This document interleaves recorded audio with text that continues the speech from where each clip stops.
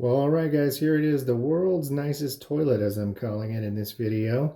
This is a wall-hung toilet by Toto. If you may remember from many years ago when we were first installing the frame in the wall, it was one of the first things we did with the plumbing. I don't know if you caught that video, but we're finally we're able to kind of finish it and put the wall material on so that we can have a working toilet. But yeah, the rough-in was done a long time ago. Since then, what we did is added uh, plywood backing to the wall so that we could kind of have a hidden hatch so that we'd be able to service that built-in wall unit. So we installed all the plywood, and then we went and put this leftover tongue and groove cedar as the finished material. You can see it came out pretty well. It's got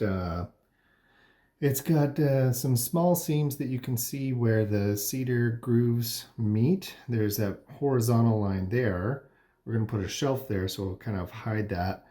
Anyway, it'll be serviceable, but still mostly kind of integrated. So like I mentioned, this one's wall hung. That plate there are the flush buttons. So this toilet is pretty fancy.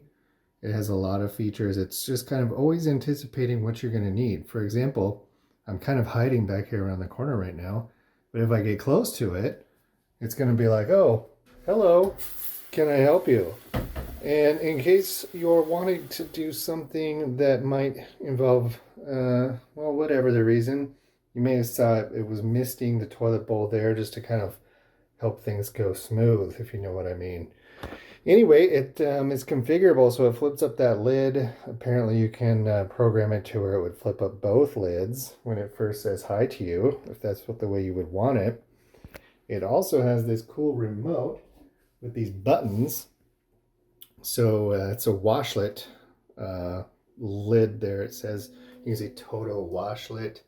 So it's a bidet feature, but it also has all these remote options. So for example, if I came in here, I could push this button and make that lid flip up if that's what I needed to do.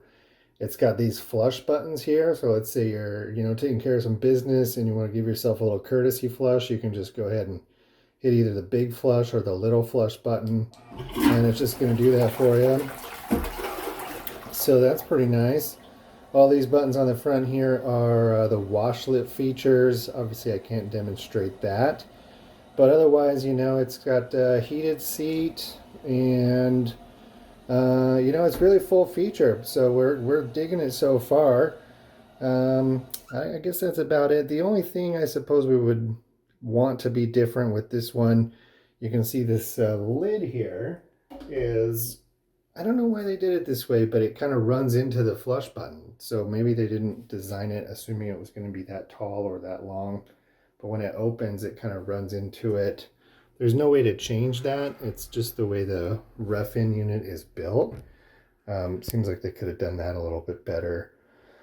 Otherwise, I think it's pretty nice. The only other thing is that it's a little bit kind of, maybe, if somebody's watching from Toto and they want to know about our opinion, this seat kind of wiggles around a little bit. It is clicked in there properly, but it seems like it could be better.